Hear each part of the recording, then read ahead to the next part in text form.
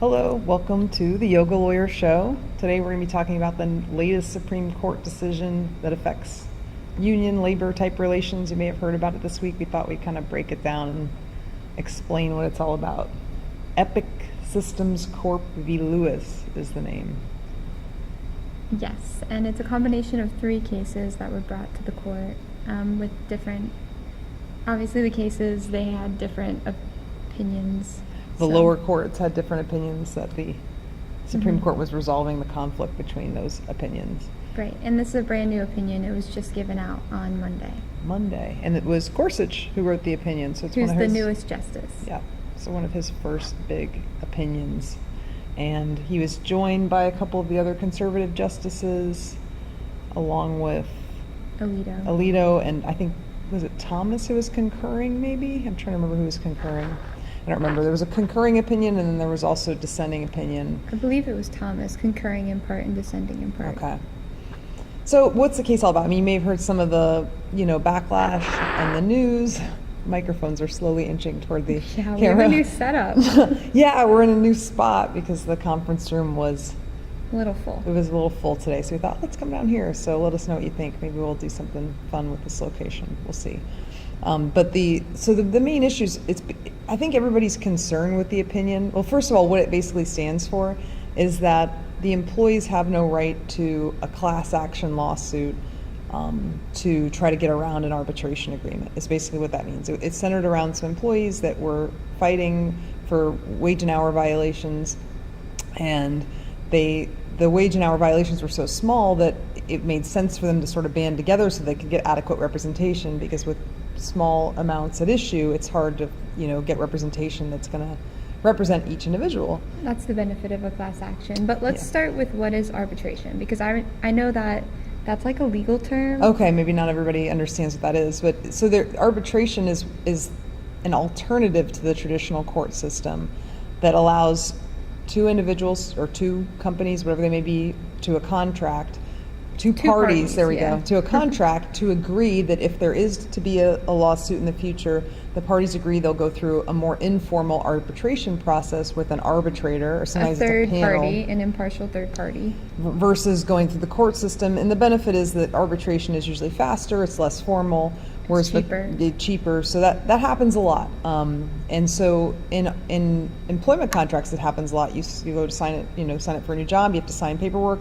And in this particular cases, the cases that were up before the court to resolve, the employees had signed arbitration agreements as part of their employment, where they agreed that if something arose where they needed to sue their employer, that they would agree to go to arbitration rather than to go to traditional court. Individual arbitration. Individual, and they wouldn't be allowed to bring a class action. Traditionally, arbitration is an individual type of alternative to suit. It's not traditionally class action, but we learned as we got further into the opinion that you could have an arbitration agreement where it allows employees to sort of band together and form a class, but still go through arbitration versus regular court. So the big issue with this is that it is sort of a blow to labor and to unions, because I think the big issue is the way the dissent understood the opinion. Yeah, I mean, because it's a policy issue. This is what I was getting at. It's bad policy, but the majority opinion is right, I believe, in saying that they're not there to make policy. That's not the court's job. It's not the court's job to fix bad policies or to make new policy.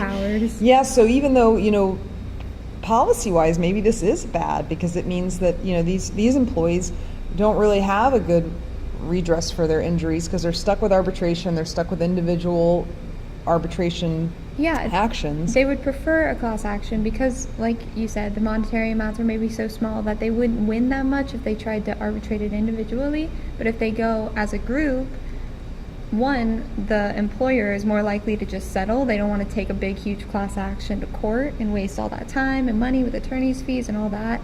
So there is a benefit for the class action for the employee that they're denied kind of by the majority. And it helps them get a lawyer, honestly, too, because if it's a minimal amount, it's much harder to secure adequate representation, because frequently you pay the lawyer out of the recovery.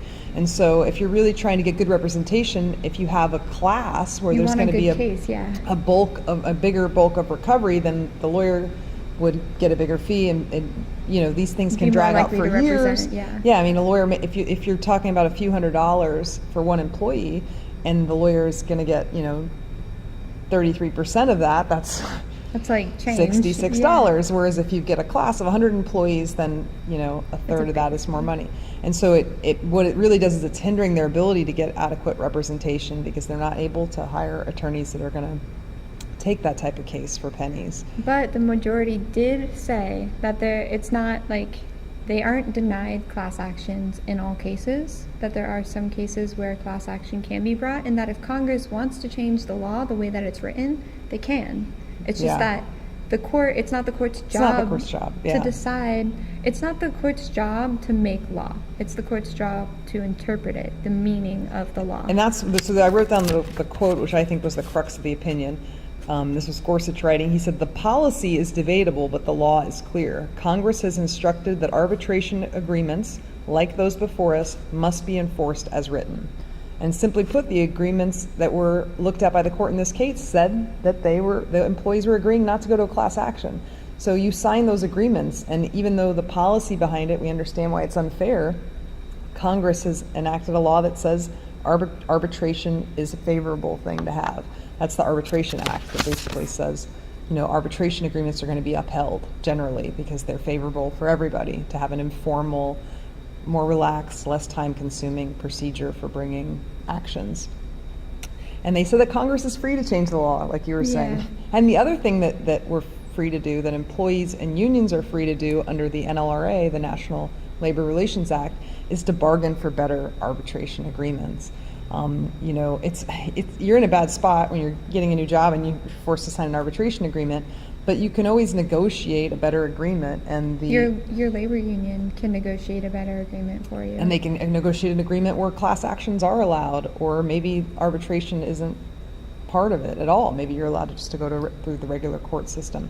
So it has to happen sort of outside of the Supreme Court. Like, it's not that the Supreme Court is saying that this policy is great. They're just saying it's not their job. It's not the court's job to fix it. There's other ways to fix it through Congress, you know, legislation, maybe even at the state level. But certainly, you know, people can lobby for change in Congress at the federal level, and then individually we can work, employees, unions can work to try to change the specific agreements in place with their employers. So would you say that this is a big blow to labor, or just like kind of a clarification of the law? You know, I don't know, because I'm not sure how many, I don't know that were people before this opinion came out actually being allowed to bring class actions under arbitration agreements. It's probably more of a clarification. I'd have to actually look at the numbers to see if you know, this in practice, employees were actually being allowed in certain jurisdictions to bring class actions, and now this decision will cut that out. But I doubt it. I feel like it's more like they were trying to, and they kept getting cut down, and so then it finally went up to the Supremes, and the Supremes said no go. I didn't read their brief, but Gorsuch did mention their brief, and that it was very far-reaching. Like, what they were trying to read out of the National Labor Relations Act was just kind of a stretch. They were trying to take one clause, one part of the savings clause, the very end of it, and say that implies this grand power that they have, and it's a reach. Well, so that brings us, this basically came down to statutory construction, and it was two statutes, the NLRA, the National Labor Relations Act, and the Arbitration Act, that the employees were arguing were in conflict. So they were asking the court to resolve the conflict. The court said they're not really in conflict, and the savings clause is what the employees cited in the NLRA, and it basically just says that if there is a conflict, then, or if there's laws that are disfavorable to one party in an agreement, that they should be void. And they also argued that under the National Labor Relations Act, where it says that they have this right to bargain collectively, that should include de facto class actions, because that's sort of a collective right.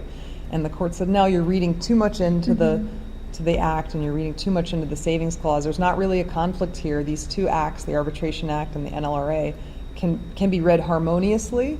And which is the way the court traditionally looks at two acts. If they're not in direct conflict with each other, they try to read the meaning together and how they were meant to be. Yeah, it's a rule of statutory construction. The court disfavors cutting down statutes. So if they found a conflict, they'd Because have to. that's not their job. Yeah, it's not. It's Congress.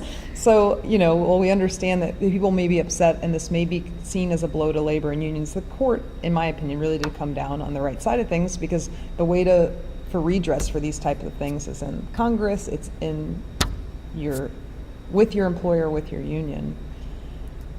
So the court's not the best avenue to solve your problems. It's not. In this case. And we were talking about before we went on, like, even on an issue like this where maybe we typically fall more pro-labor. Yeah, pro-employee. We're like, we got your back. I mean, I practiced workers' comp litigation for years representing injured workers, so I understand that pro-employee mentality. But yeah, you don't want it to come down on an issue that maybe you disagree with. Now, this would set a precedent if we allowed the court to come into play here. What would be to stop them? A precedent that would give the court more power than the Constitution allows. Yeah, and nobody wants that, even if it's an issue that you agree with. Policy-wise, yeah, I think it's fair. Employees should be able to bring class actions, but not when it violates the law. Is, like, if you agree with the economic policies of the sitting justices in 50 years, when there's different justices who have different economic policies that you may not agree with, you still have to side with their economic policy, because we agreed now that we should follow their economic policy. So it has like long-term issues that Gorsuch kind of avoided with his opinion.